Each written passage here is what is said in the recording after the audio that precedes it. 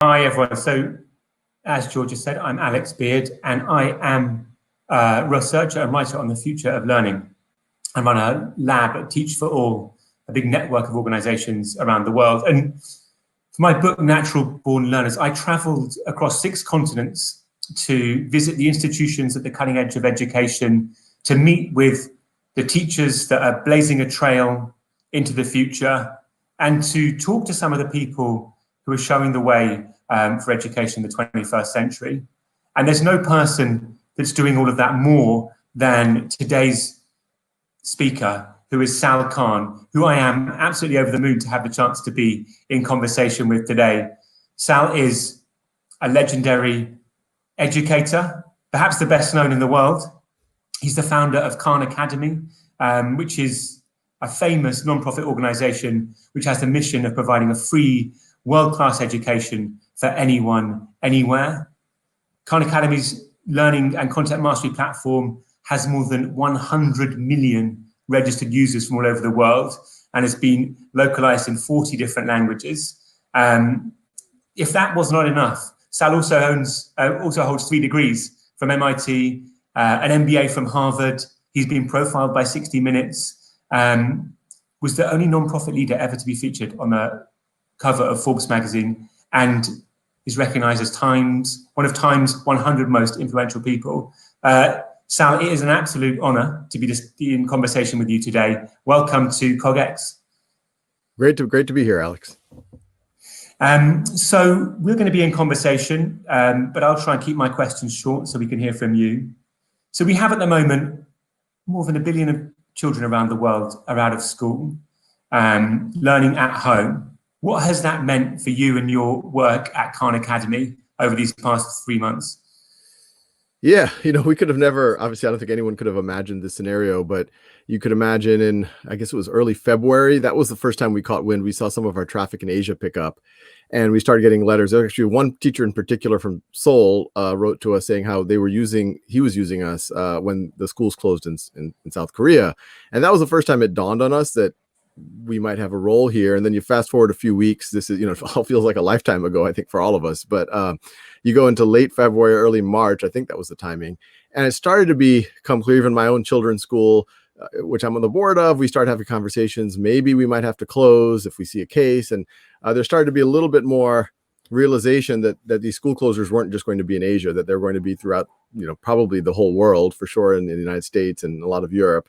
And that's when we start, it's one of those moments where you kind of, you look left, you look right, and you say, I guess this is us. Because, even though we couldn't have seen the scenario, you could imagine what the world is going to need when the schools close. They're going to need, parents are going to be the main driver in a lot of cases. Teachers will be as well. But they're going to need something that's accessible, that's free, that covers many subjects and grades, that's trustworthy, that is localized into multiple languages, that covers subjects and grades. And you add those constraints, and there aren't a lot of folks. So we immediately started stress testing our server, seeing if we could keep up with what we thought out at the time was a kind of overkill. 2-3x, maybe we'll get to 1.5x of demand. And we started thinking about what materials we should create to better support teachers and parents and students. But then once the school closure started to hit that week, I think there was that week that, almost the whole world by the end of the week had shut down. We see our traffic on Monday up 80%, Tuesday up 125%, on Wednesday up 150%. And it kind of stabilized at around 2.5 to 3x of normal traffic. Registrations were, parent registrations were 20x of normal. And parent and student and teacher registrations were 5 to 10x. And so on one level, we were just trying to keep up with that demand, trying to do whatever we could do to let people know that these resources were there for them, that there's free, there's no catch to it. And we said, look, this is our time to step up. We were running at a deficit, but I told the team, we just have to do whatever's right and hope that the world conspires to support us. So we started creating, webinars for parents and teachers, publishing class schedules or daily schedules so that parents could understand how to structure the day for students of different age groups.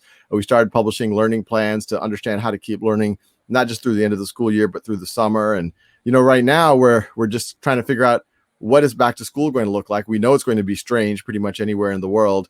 That we know that people are going to have to lean on online a lot more. And we know that kids are going to have all sorts of gaps. So we're creating these get ready for grade level courses where kids can fill in all their gaps, identify any gaps. Teachers can get reports on where students are. We're creating archetypes of what's the best blend of Khan Academy type work and video conference based synchronous type learning. So yeah, it's been a full court press over here. Yeah, and for our audience members who might understand Khan Academy as being, videos focused on maths, can you help them to understand the full range of things that Khan Academy now does these days, and maybe how you got to that point? Yeah, it's true. Most people, when they think of Khan Academy, they imagine math videos. That's what they imagine. And then to your point, most of our resources, we do have math videos, but most of our resources are in the interactive part of the learning process, the exercises, the feedback, the game mechanics, the mastery mechanics, the spaced repetition, the dashboards for teachers and schools and districts. And it's interesting because that's actually where Khan Academy started. Actually, back in the day when I was in the same walk-in closet, when I was, a lot of y'all know, it all started with me tutoring one cousin remotely. I was in Boston, she was in New Orleans. She was 12 years old, having trouble in math, Nadia, and this was back in 2004. And she got caught up with her class, got a little ahead of her class. I've been known to say I became a tiger cousin at that point, where I said, "Oh, this is kind of working. I'm going to do this with more cousins." I start working with her younger brothers, and then word spreads around my family that free tutoring is going on. And before I knew it, I had 10, 15 cousins, family, friends every day after work. I was an analyst at a hedge fund at the time. I was tutoring them, and I was tutoring them. It was remote tutoring, so it was very similar to what a lot of teachers are having to do right now. Although I was able to do it with a smaller group, and I immediately, my original background was in software, and I saw a lot of my cousins had gaps in their knowledge. They had been, they got an 80% on a test in 5th grade on decimals, and they never really learned that well. And then they kept getting promoted ahead, so all of a sudden they're in an algebra class and they have to divide some decimals to solve an equation. And that's the step they're having problems with, not the algebra.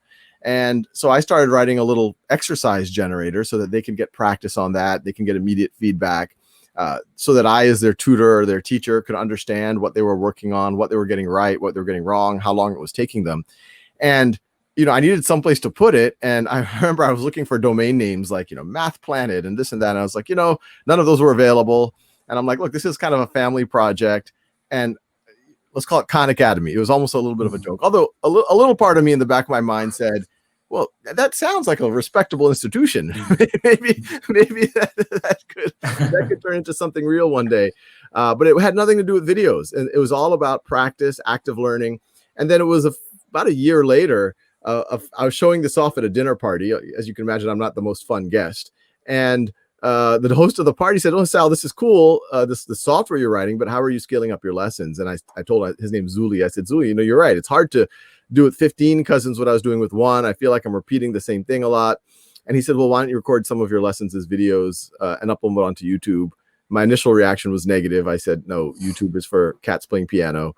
But I got over the idea. It wasn't my idea. And, those videos, though, even though we kind of at the early stages got known for it because they were so easy to access, you could find them on YouTube. They were, but those were just a complement to the software I was writing. You can even go today to our YouTube channel and go to those first videos I uploaded in 2006, and you'll hear me say things like, "Welcome to level 3 exponents." And you're like, "What's level 3 exponents?" That was a little software module that I had written for my cousins on exponents. And this video was a way to, if they had questions, to kind of prime them or to help fill in any gaps. So, and as soon as, you fast forward to about 2008, there's about 50,000, 100,000 people who are using this regularly. That's when I set it up as a not-for-profit. 2009, I quit my day job, and that year was hard. I was living off the savings and spending a lot of time in this room, and our expenses had gone up with our first child being born.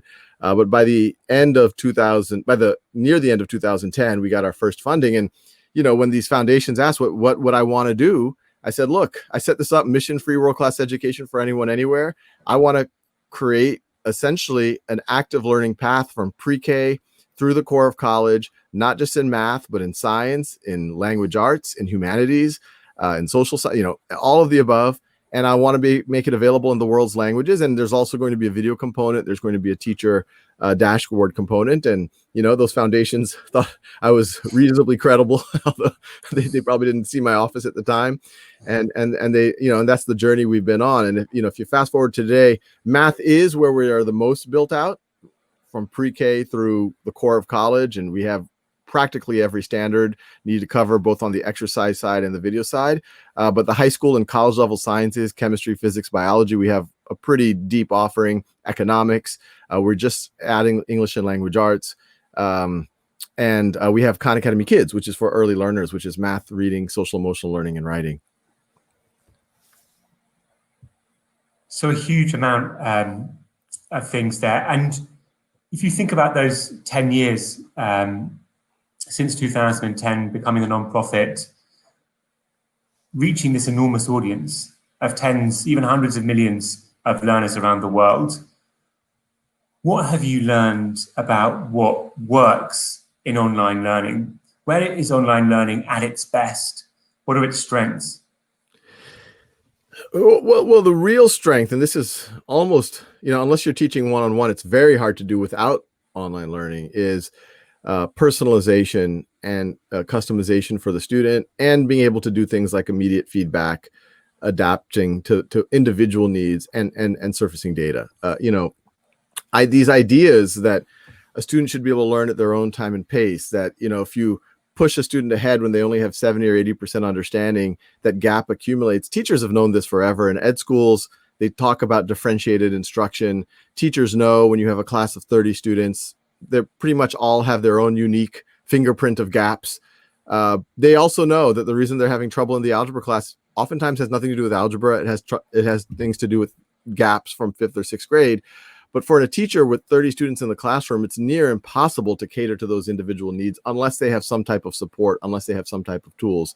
So that's where online tools are really valuable. Online tools are really valuable when it comes to, making sure learning is not constrained by time or space. And, this is even pre-COVID, where, I saw this with my cousins in the early days. When they're working on something at 11 p.m., there's not usually a lot of support. They probably felt they didn't want to call me up, wake me up, whatever. And you can imagine a lot of kids who didn't have a cousin who's willing to tutor them. Where do they get their help from when it's 11 p.m. and they're trying to work through something? Well, online is, 24/7 for them. And online is obviously can be incredibly accessible. You can literally give anyone on the world, and it is predicated on having some baseline internet access, and that's an issue for sure right now. But if you can at least have that, you can essentially give every learner in the world the same high quality material. So that's a strength. I'd say another strength is a lot of these tools where you're able to learn at your own time and pace, and this is what we built for, and mastery learning, they help learners develop a sense of agency. A lot of students, even A students, they go to school and they're kind of like, teacher, what do I do next? Is it going to be on the test? I'm only going to, and that you can get pretty far in our traditional academic system doing that, just kind of waiting to be told what to do. But then you kind of enter into the real world, or oftentimes even college, and people aren't going to hold your hand like that. And oftentimes you see students struggling, and online can help build that muscle. I think the areas, and, when I'm talking about online, I'm talking about kind of the asynchronous online that a lot of things like Khan Academy does. If you expand online to include things like video conferencing, I think you can have interesting interactions with people. But what I always say, even in a pre-COVID world, is leverage Khan Academy for making sure you have no Swiss cheese gaps, learning at your own time and pace, building that sense of agency, building the knowledge, and that way when you get to class, you can go even higher up the value chain. You can build your wisdom. You can think about application. You can think about cross-subject integration. You could have Socratic dialogue. Or if the knowledge layer is still a little bit shaky, you can use class time for more interactive small group sessions to zero in on where you need help. And this brings me to this point that you often make, which is that between an amazing technology and an amazing teacher, you'd pick an amazing teacher. Can you explain a bit the thinking behind that for someone who has such a widely used tech platform? What role does the teacher play in the future of education? Yeah, I mean, I've been saying that a lot because I realize that people are almost surprised when I say it, even though it feels somewhat obvious to me. Uh, as you said, if I had to pick for my own children and by extension anyone's children, an amazing teacher who just literally has like sand in a stick versus, I guess that's some technology, but not too advanced, versus, um, the fanciest artificial intelligence, blah, blah, blah technology, I would take the human teacher every time if I had to pick, if it was a, mutually exclusive decision. And that's because the learning experience is fundamentally a human connection experience. And when you're learning, I think if most of us reflect on our own childhoods or when we're learning, the moments that we remember, yes, it was nice to have someone explain something to us, and there were some human teachers who are stronger than others who are at explaining those concepts. But the parts that were really powerful was when you had a teacher, a mentor who believed in you, who said, hey, Alex, I'm going to push you a little bit further on that. Or like, I'm really blown away by how you came to that intellectual leap. Or, I really think you could do X. You don't think you can. Maybe the world might not think you can, but I think you can. And you can't overstate how powerful that is. And so I would take that any day. And then, if I were to add a third decision in there, I would say with real peers around you, because that's another aspect of the socialization of education, which is socialization, which is learning to collaborate, learning to communicate. A lot of things I talk about is the power of peer-to-peer learning as well. So that amazing teacher could also be your peer, and you could also be their teachers. So you could broaden the definition of a teacher. Now, with that said, to kind of the earlier what we were talking about 5 minutes ago, the ideal is if we can create tools that support that human to human interaction, tools that liberate the humans to focus on that humans, what we as humans can do best, so to speak. And that I think could be the best of both worlds. Yeah, and I love the mission of Khan Academy, providing a free world-class education to anyone, anywhere. And I fully subscribe to that mission. That's what I work on at Teach for All. I'm writing about when I'm writing. When you look across the world today, you think about the uses of Khan Academy and those learners that aren't using it. What do you think are the challenges we face in that mission of providing a free world-class education to everyone? Yeah, I think, well, there's a lot of layers there. I mean, arguably that mission statement, and it's a hard one to disagree with, but it is one that people can be skeptical. Can you pull it off? And what I always stress to people, it's a mission statement, and it's, as a not-for-profit, it's not like we think we're going to be able to do it by ourselves. And arguably the entire global public school system has the same mission. They also aspire to provide a free world-class education for anyone, anywhere. Now, we can debate how accessible it is, how world class it is, and those debates can be applied to Khan Academy as well. I think, I think if you take Khan Academy out of the picture, or things like Khan Academy out of the picture, it's a situation that we're familiar with. My children go to good schools, in good communities where that have a lot of resources, that are safe environments, and our kids, for the most part, get quite good educations. Now, I think they could also be better, because even in some of the, most well-resourced neighborhoods in the world, they still teach in a fixed pace model, and kids are still kind of sometimes losing their curiosity or their eagerness, or there's oftentimes even well-resourced kids who give up on a lot of subjects, and it's usually due to what I would consider these Swiss cheese gaps. But obviously, then if you go across the railroad track, so to speak, it's a whole other picture. In the US, a majority of majority schools don't even offer advanced courses like physics or chemistry or even pre-calculus or algebra, things that we would just assume are table stakes at most high schools, or should be for any high school. And then even when they are offered, it's well documented. There's researchers at TNTP on the opportunity myth. They'll call it a trigonometry class or a biology class, but the level of rigor, or a writing class, but the level of rigor or expectations is oftentimes incredibly watered down. So these kids don't even have an opportunity to develop at that level. And so then when they go to college, they feel wildly underprepared. And then you can go to the other extreme of, there's huge parts of the world where, girls in Afghanistan aren't allowed to go, in Taliban controlled Afghanistan, aren't allowed to go to school. You have huge parts of a lot of the world, and even rural parts of Europe and the US, where there might not be someone who could teach you calculus in a 20-mile radius. So what do you do there? So I think that's kind of the state of the world, taking technology aside. You put Khan Academy and things like it into the mix. It I think helps. Now, we have, this is obviously, she's an exceptional young woman, but there's a young girl in Afghanistan when she was 12. She started on Khan Academy. Taliban prevented her from going to school. She had to do 12 hours of chores a day, but in her every waking hour she had outside of her chores, she just got on Khan Academy, got through, from not even a middle school level, an elementary school level, through algebra and calculus and physics, chemistry, biology, and decides that she wants to become a quantum physicist. She smuggles herself into Pakistan to take the SAT because it's not offered in Afghanistan.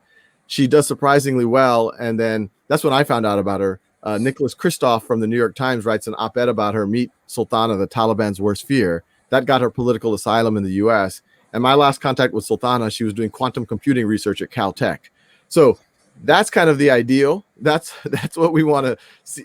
For every Sultana we know about, how many more millions could there be that maybe, didn't quite have the right circumstances, or maybe not quite as much incredible resilience. I don't think any of us have that level of, I don't have that level of resilience as Sultana has. But that's where we want to help. That if you're in one of these parts of the world where you don't have access to a school, we can give you access to something that is hopefully quite empowering. But ideally, you have that with support. Sultana was, a subset of humanity that can do it quite independently. But most students need support, need a community, need folks to help, believe in themselves.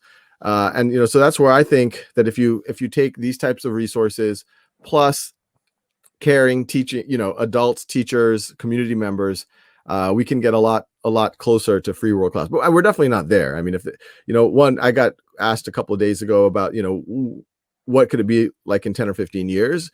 I think 10 or 15 years, when things like internet access have become pretty much ubiquitous. And I think that will happen in about 10 or 15 years.